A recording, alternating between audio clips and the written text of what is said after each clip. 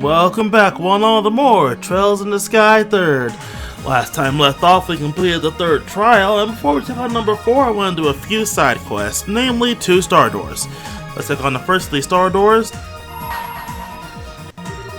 Bring to me the girl who plays with the giant doll, however, inside a trial awaits her. Should this fail to deter you, open the door and step inside. It's just her by herself like the first trial was for Tita, or is she gonna have to back up?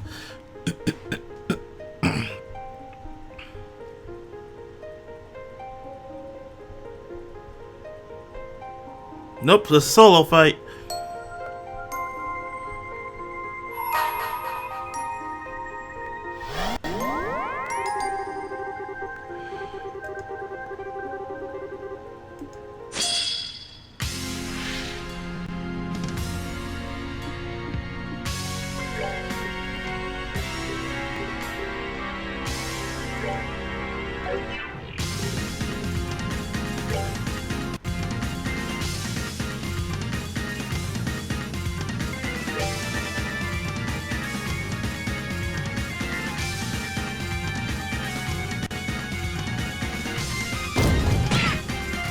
Yeah, stupid thing.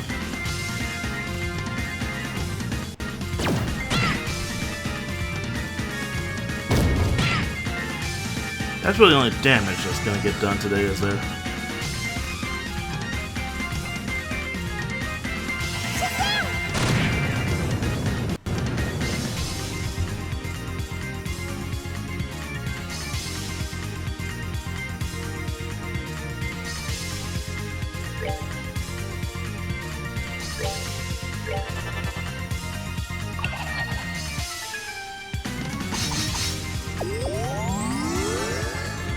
Again, that stupid random coin flip of an attack. Now that does damage too. Gorgon Laser does not do damage. But it's still annoying because it casts blind.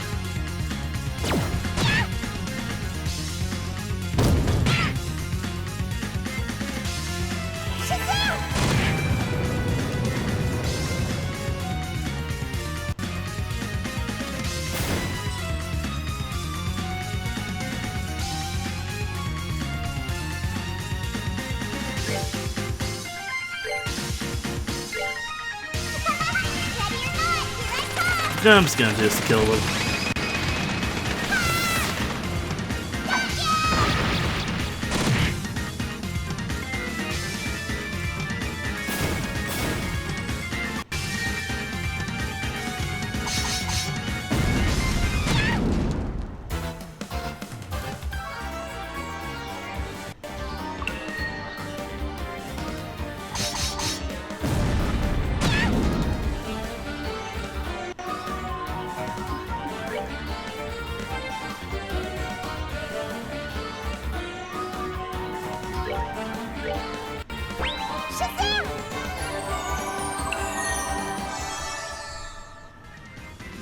I have 53 of those things?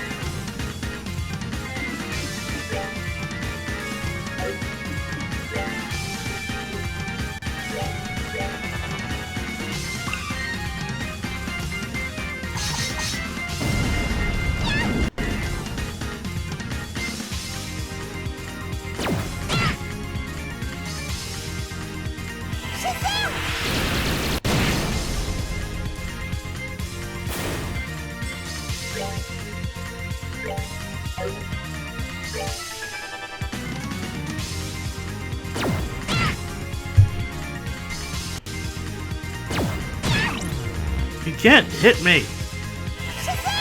Or deal damage to me. It's more accurate to say.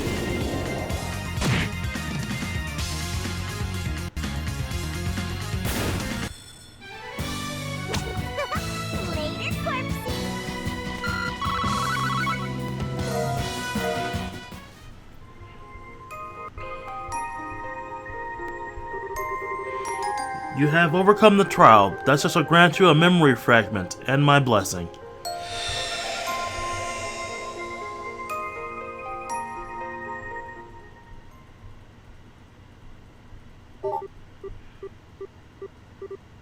Complete.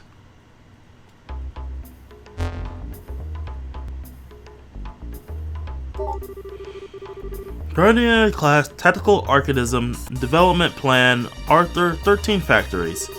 Codename Potter Modder.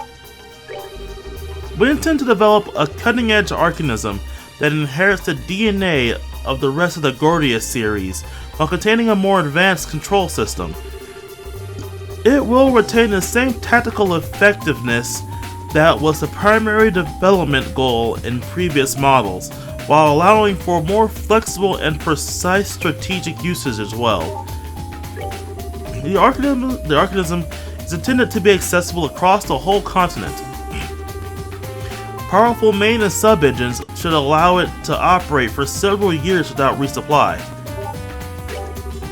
The use of the Mars Integrated Orbital Archimedes Logic System will allow for advanced autonomous combat and effective identifying of targets. In addition, the Arcanism's control system will make use of the operator's nervous system, allowing for reflective, instinctive movements in combat. The operator will communicate with the Arcanism without being in physical contact with it. This will require a compatible candidate to be found and chosen.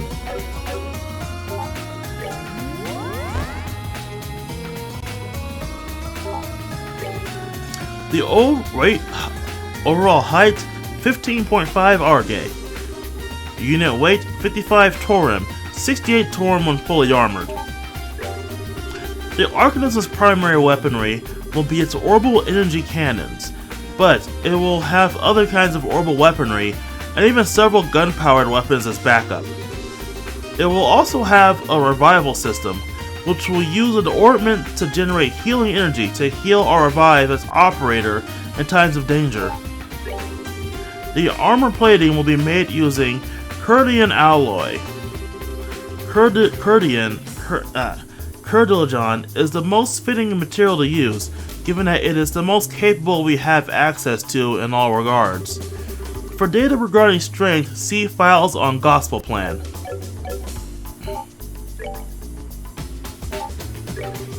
Development is progressing smoothly, in line with the plans drawn up by Professor Norvatis. Tests have also confirmed that they are already capable of providing power to the actuators. However, the professor has raised concerns about the low responsiveness of the flight engine. This is especially true for the anti-gravity generators. He concluded that the engine, as it stands, cannot be put into actual use. The possibility of using boosters to provide additional propulsion is under consideration. Development of the actuators is experiencing significant difficulty, as it isn't possible to simply use the same ones as on other arcanisms. This increased size of the main weaponry means the arcanism's weight during combat is significant, and as a result, problems have been occurring in durability tests, especially within the leg joints. It may be possible to make improvements in this area by using precise control, so the weight burden is spread evenly rather than forced onto one point. The orbital engine cannons that will serve as its primary armaments have been successfully tested. However, by order of Professor Norvatis, the possibility of them being twin mounts is being analyzed, so they have yet to be equipped. The new orbital engines are expected to be able to provide enough energy to compensate for the necessary increase in output. Experiments regarding the control system are currently ongoing. For the results of the experiments that have been carried out so far, see a separate entry.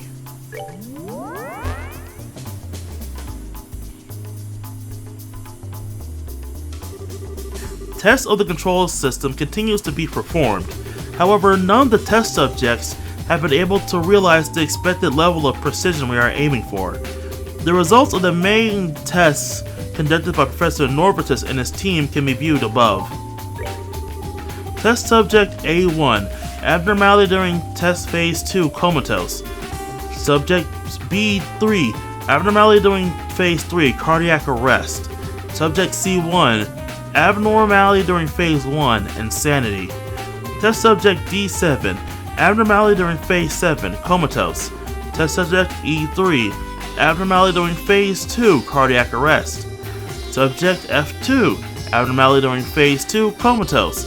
Subsubject G4, Abnormality during Phase 3, Comatose.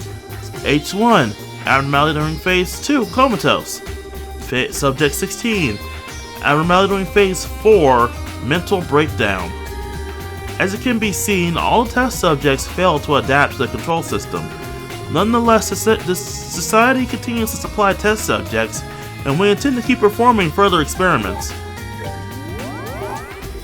We have received word from the Society that development is to be temporarily frozen.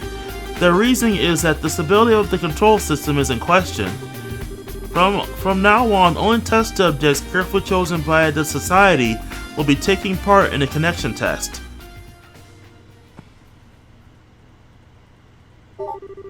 Test Subject R3, successful completion of all 4 testing phases.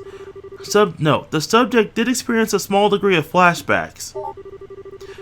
R3 succeeded in communicating with Pottermother, asserting the Society's intentions in regard to resuming in development. Subject R3 has succeeded in operating Pottermother, asserting Society's intentions in regards to resuming in development.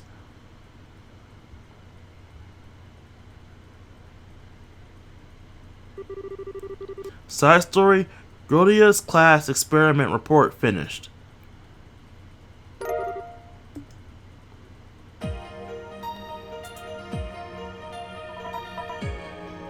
Thought we unlocked something else with that, but I guess that was it. That was an interesting one. It's good we got to see more of what Pottermother was for, which is interesting. But with that, I'll see all of you guys back here next time.